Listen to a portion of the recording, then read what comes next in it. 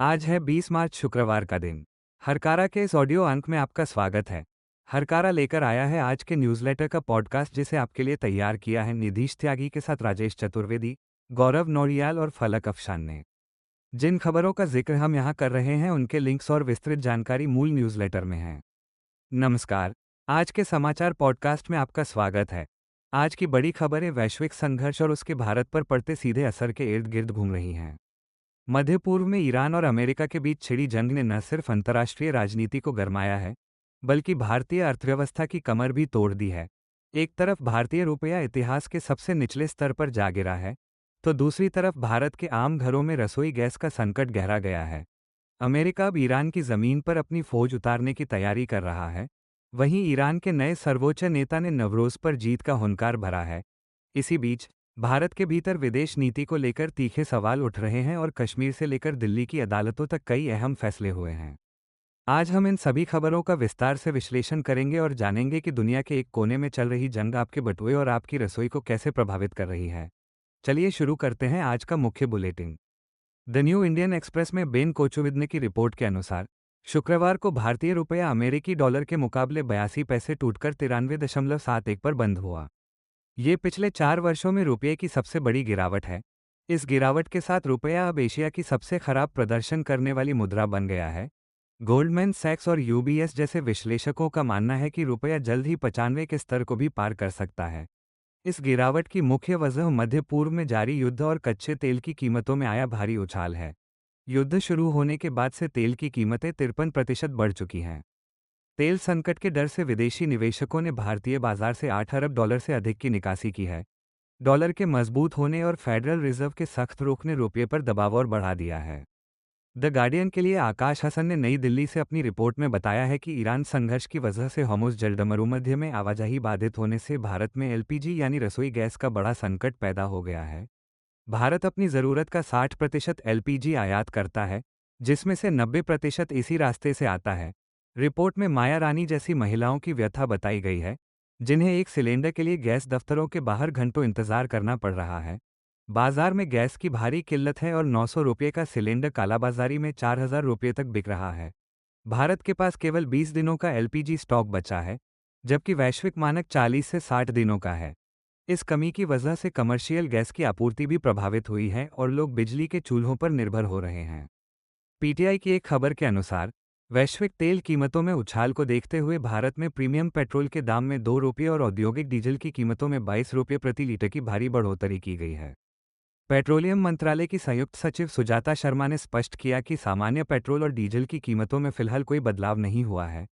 तेल विपणन कंपनियों ने यह फैसला अंतर्राष्ट्रीय बाजार में तेल की कीमतों के $119 प्रति बैरल तक पहुंचने के बाद लिया है। सरकार का कहना है कि पेट्रोल और डीजल की कीमतें अब नियंत्रण मुक्त हैं और इनका फैसला तेल कंपनियां ही करती हैं। थोक डीजल की कीमतों में इस भारी वृद्धि का असर आने वाले समय में माल ढुलाई और अन्य औद्योगिक सेवाओं पर पड़ना तय है। रॉयटर्स के लिए अलेक्जेंडर कॉनवेल, टिमो अजहरी और एंड्रू मिल्स की रिपोर्ट बताती है कि अमेरिकी सेना मध्य पूर्व में एक बड़ा हमलावर जहाज और हजारों मरीन सैनिक तैनात कर रही है। वाशिंगटन हॉर्मुज़ जलमरूमध्य को फिर से खोलने के लिए बेताब है, जिसे ईरान ने 3 हफ्ते से बंद कर रखा है। राष्ट्रपति डोनाल्ड ट्रंप ने उन देशों को कहा है जो इस मार्ग को खुलवाने में अमेरिका की मदद नहीं कर रहे हैं। अमेरिकी अधिकारी अब ईरान के तटों पर सैनिक उतारने के विकल्प पर भी विचार कर रहे हैं। उधर ईरान की ऊर्जा सुविधाओं को लगातार निशाना बनाया जा रहा है। कुवैत की रिफाइनरी पर भी ड्रोन हमले हुए हैं। ट्रंप ने सहयोगियों को चेतावनी दी है कि वे इस मुश्किल समय में अमेरिका का साथ न देने के परिणाम याद रखें। अल जजीरा की रिपोर्ट के मुताबिक ईरान के नए सर्वोच्च नेता मुज्तबा खामेनेई ने फारसी नववर्ष नवरोज पर संदेश दिया है कि दुश्मन हार रहा है। अपने पिता अयातुल्ला अली खामेनेई की हत्या के बाद पहली बार उन्होंने अपनी चुप्पी तोड़ी है। मुज्तबा ने कहा कि अमेरिका और इजरायल का ये सोचना गलत था कि नेतृत्व को खत्म कर वे ईरानियों में डर पैदा कर देंगे। उन्होंने दावा किया कि राष्ट्र ने एकता और प्रतिरोध के साथ जवाब दिया है। मुज्तबा खामेनेई को अभी तक सार्वजनिक रूप से नहीं देखा गया है, लेकिन उनके लिखित संदेश ने ईरान के सुरक्षा प्रोटोकॉल और मजबूत इरादों की पुष्टि की है। उन्होंने पड़ोसी देशों अफगानिस्तान और पाकिस्तान से भी युद्ध समाप्त करने की अपील की है। सीएनएन की एक विशेष रिपोर्ट में बताया गया है कि इस साल ईरान में नवरोज का त्योहार खौफ और उदासी के साए में मनाया जा रहा है। तेहरान की निवासी नाज़नीन ने बताया कि उनके पास उत्सव मनाने की हिम्मत नहीं बची है क्योंकि वे अपने परिवार से भी नहीं मिल पा रही हैं। ईरान की आर्थिक हालत पहले से ही खराब थी और अब युद्ध ने बुनियादी ज़रूरतों को भी दुर्लभ बना दिया है। हालांकि कुछ लोग इसे आज़ादी की नई सुबह के रूप में देख रहे हैं, लेकिन बाजारों में रौनक गायब है। ताज़ा जड़ी बूटियां और मछलियां अब विलासिता की वस्तु बन गई हैं।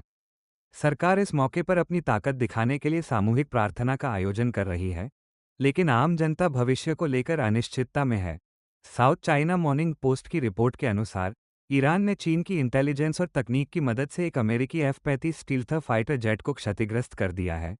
चीनी सैन्य विशेषज्ञों का दावा है कि यह घटना साबित करती है कि स्टील्थ विमानों को इंफ्रारेड सेंसर सिस्टम के जरिए पकड़ा जा सकता है। विमान को ईरान के ऊपर एक कॉम्बैट मिशन के दौरान निशाना बनाया गया, जिसके बाद उसे इमरजेंसी लैंडिंग करनी पड़ी। चीनी विश्लेषकों का कहना है कि स्टील्थ तकनीक अब कोई अजेय मिथक नहीं रह गई है।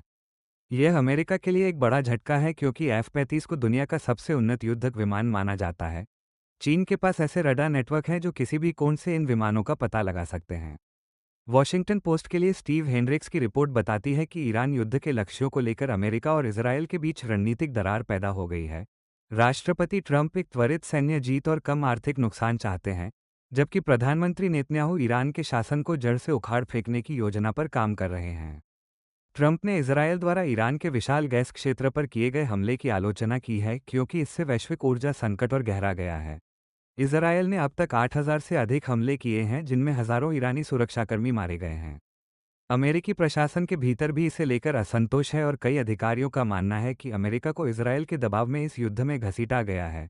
द गार्डियन की रिपोर्ट के अनुसार 1967 के बाद पहली बार ईद के मौके पर यरूशलेम की अल अक्सा मस्जिद को मुस्लिम श्रद्धालुओं के लिए पूरी तरह बंद कर दिया गया है। इजरायली अधिकारियों ने सुरक्षा चिंताओं का हवाला दिया है, लेकिन स्थानीय निवासियों ने इसे सबसे दुखद दिन बताया है। हजारों फिलिस्तीनियों को मस्जिद के बाहर सड़कों पर नमाज पढ़ने के लिए मजबूर होना पड़ा। अरब लीग और इस्लामिक सहयोग संगठन ने इस कदम की कड़ी निंदा की है और इसे धार्मिक स्वतंत्रता पर हमला बताया है। ओल्ड सिटी के बाजार जो ईद पर गुलजार रहते थे, वहां अब सन्नाटा पसरा हुआ है। ये घटना दिखाती है कि क्षेत्रीय युद्ध ने कैसे धार्मिक स्थलों की पवित्रता और स्वतंत्रता को भी प्रभावित किया है। द टेलीग्राफ में रक्षा विशेषज्ञ सुशांत सिंह ने अपने लेख में मोदी सरकार की विदेश नीति की कड़ी आलोचना की है। उनका तर्क है कि भारत ने अपनी ऐतिहासिक रणनीतिक स्वायत्तता खो दी है और वो अमेरिका तथा इजरायल के हितों के सामने झुक गया है। सुशांत सिंह ने 1971 के युद्ध का उदाहरण देते हुए कहा कि तब भारत अमेरिकी दबाव के आगे नहीं झुका था। उनके अनुसार ईरान जैसे पुराने सहयोगियों के साथ संबंध खराब होने से भारत की ऊर्जा सुरक्षा खतरे में पड़ गई है। भारत अब ब्रिक्स जैसे समूहों में भी अलग थलग पड़ता दिख रहा है क्योंकि वह ईरान में नागरिक मौतों पर चुप्पी साधे हुए है। लेखक का कहना है कि भारतीय जनता एक ऐसे नेता की हकदार है जो ब्रांडिंग के बजाय देश के सिद्धांतों के लिए खड़ा हो। पीटीआई के अनुसार दिल्ली उच्च न्यायालय ने एनडीटीवी के संस्थापक प्रणय रॉय और राधिका रॉय के खिलाफ जारी लुकआउट सर्कुलर को रद्द कर दिया है। अदालत ने कहा कि जब तक वे जांच में सहयोग करते हैं, उन्हें राहत दी जाएगी। उधर स्क्रोल की रिपोर्ट के मुताबिक कश्मीर में मीरवाइज उमर फारूक ने दावा किया है कि उन्हें फिर से नज़रबंद कर दिया गया है और जामिया मस्जिद में नमाज पढ़ने से रोका गया है। टाइम्स ऑफ इंडिया के अनुसार भारत ने काबुल में हुए अस्पताल हमले के बाद 2.5 टन मेडिकल राहत सामग्री अफगानिस्तान भेजी है। वहीं दिल्ली दंगों के आरोपी शरजील इमाम को अपने भाई की शादी के लिए 10 दिनों की अंतरिम जमानत मिली है। शुक्रवार को जेल से बाहर आते समय उन्होंने जीत का संकेत भी दिखाया। द गार्डियन में कैलम जोन्स ने विश्लेषण किया है कि कैसे चीन की दूरगामी ऊर्जा नीतियों ने उसे वर्तमान वैश्विक संकट से सुरक्षित रखा है। राष्ट्रपति शी जिनपिंग ने सालों पहले ही तेल और गैस का विशाल भंडार तैयार कर लिया था। चीन के पास 1.4 अरब बैरल का कच्चा तेल भंडार है जो उसे झटकों से बचा रहा है। साथ ही चीन ने सौर और पवन ऊर्जा में भारी निवेश किया है, जिससे उसकी तेल पर निर्भरता कम हुई है। जहां दुनिया भर में महंगाई बढ़ रही है, चीन अपनी घरेलू कीमतों को स्थिर रखने में कामयाब रहा है। यह विश्लेषण दिखाता है कि ऊर्जा सुरक्षा को रणनीतिक हथियार बनाकर चीन ने खुद को वैश्विक संकटों से ऊपर खड़ा कर लिया है।